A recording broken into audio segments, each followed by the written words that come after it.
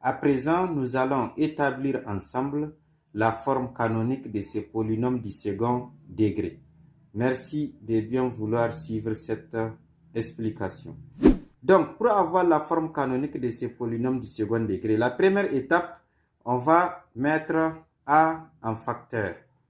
Donc, si nous mettons a en facteur, ici on a ax carré, donc là on va avoir x carré.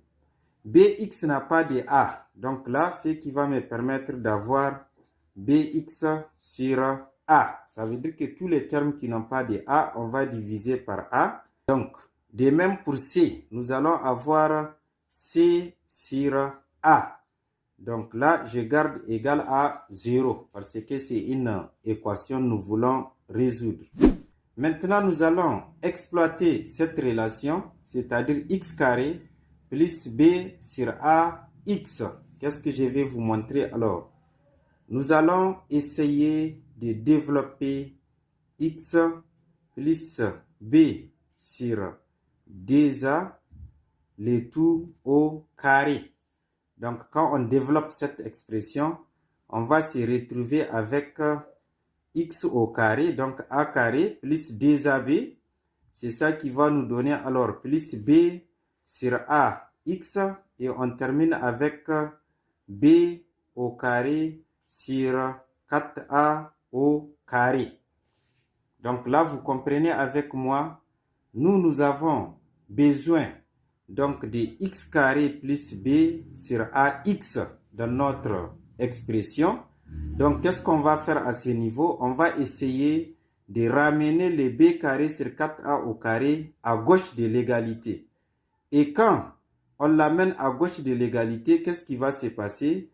Les signes, n'est-ce pas, de l'expression changent. Ce qui va me permettre d'avoir x plus b sur 2a au carré moins b carré sur 4a au carré égale donc x au carré plus b sur a x. Donc vous comprenez avec moi, x plus b sur ax n'est rien d'autre que x plus b sur 2a au carré moins b carré sur 4a au carré. Donc voilà ce que nous avons. Et qu'est-ce qu'on va faire, chers élèves? Dans notre expression, nous allons essayer de remplacer x carré plus b sur ax par x plus b sur 2a au carré moins b carré sur 4a au carré. Donc l'expression deviendra désormais, si on se comprend très bien, deviendra a facteur, n'est-ce pas, de x plus b sur 2a au carré, donc moins b au carré sur 4a au carré. Et là, vous voyez que toute cette expression remplace x carré plus b sur ax. Maintenant, je termine en ajoutant c sur a. Donc, je garde toujours égal à 0. Qu'est-ce qu'on va faire? On va essayer de réduire à ce niveau au même dénominateur. Pour cela, il nous faut multiplier c sur a par 4a afin d'avoir donc 4a au carré. Ce que nous allons faire pour avancer, on aura donc a qui multiplie x plus b sur 2a, n'est-ce pas, au carré, plus, si vous voulez, je fais la barre des fractions. Ici, je garde au numérateur moins b carré. Les c fois 4a, ça va me donner alors 4ac.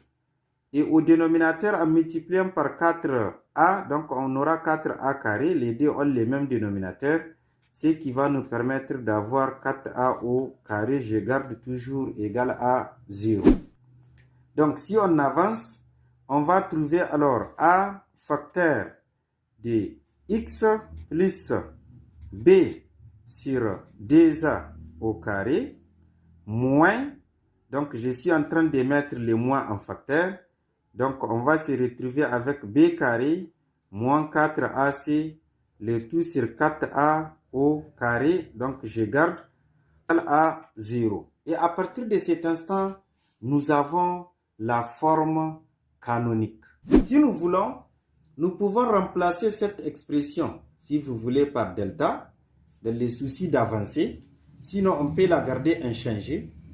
Donc, on aura A qui multiplie x plus b sur 2a, n'est-ce pas, au carré, moins delta sur 4a au carré. Donc là, je mets égal à 0.